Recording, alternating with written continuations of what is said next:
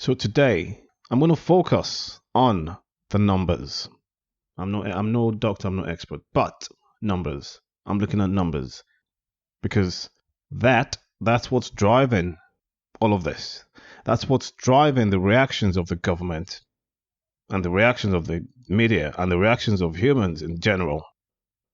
The numbers which I look at every day is the numbers on the World OMeter. It's in World OMeter. You can Google it. On there, it shows you the number of cases, the number of deaths, the number of recovery, and it's a live update. I'm looking at two main numbers here, two critical numbers here, the cases and the deaths. Now, what I believe the experts are looking at, and most people are looking at, which in a way, I guess, kind of, sort of, it's fair enough, sort of, but the numbers they're looking at is the cases and the deaths from those cases. So the cases are 350,000 plus, and the death is 20,000 plus. And it's like, oh my God, that's a high rate. Yes, it is. Yes, it is a high rate. But I question the number of cases. That number is incorrect. It's just a simple fact. I don't have to be a scientist to know that number is incorrect. Because the fact is, those are the cases that have been tested, the cases they have tested.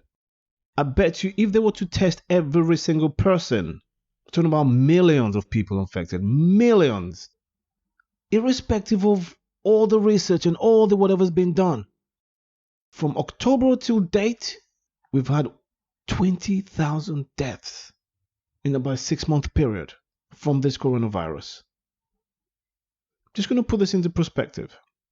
The average of flu deaths in the UK is between 5 and 10,000 every year. To be more specific, in 2009, it was quite a high number. There was 13,000 deaths from the flu.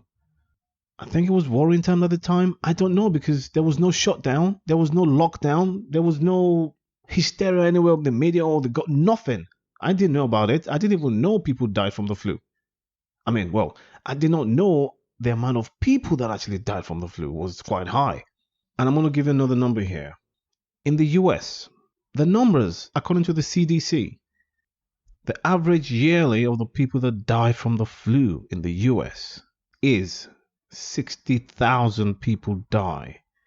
Every year for the last, I don't know how long. Again, I never knew those sort of numbers existed because we didn't hear anything about it, or we didn't hear this much about it. And I'm going to give you another number here. And this is a number from the World Health Organization. The average number of deaths from the flu each year. The average number is actually a range. There's a range of what the average number is across the world in the flu season. Every year, an average of 500,000 people die from the flu. Every year globally. From October to March, 20,000 people have died from the coronavirus. From the flu, it's an average of 500,000 people, and there's no shutdown. Now, I am not taking this lightly, this coronavirus. You don't take any disease lightly, any virus lightly. But I'm looking at the numbers, and I am just wondering, we have a lockdown based on these numbers. Societies come to a halt based on these numbers. I'm trying to understand this. I've been wanting to do this, by the way, for some time, but I thought I would look at the numbers, because you have to look at the numbers. You've got to take it seriously, and that's what I did. And I am still looking at the numbers. Another number I'm going to give to you is, from all the cases that they have, 95% of those cases are mild. Mild. And we shut down the world. Wowza. Okay. Like I said before, I'm not taking this lightly. But putting the world on lockdown now, at this point, the UK was put on lockdown from last week, from the middle of March. Like, we got to put the world on lockdown right now, as in the UK and the US, going on lockdown. And the rest of the world is starting to follow as well. Again, my issue with this is the fact that this virus has been there since October 2019. It was probably there from before, who knows? But it's been there since October 2019. October, November, December, January, February, 5 months. 5 months. Everybody's been moving up and down, traveling the country. There's been Chinese New Year. Everything's been happening. Do you think it's not spread already? My point is, between all this period, all that time, it would have spread across the world already. But it's been mild. I say it's been mild. Why? Because I'm going back to my numbers again. 20,000 deaths across the world globally. That's all I'm looking at. Forget the cases. Forget the cases. The number of cases are the tested cases.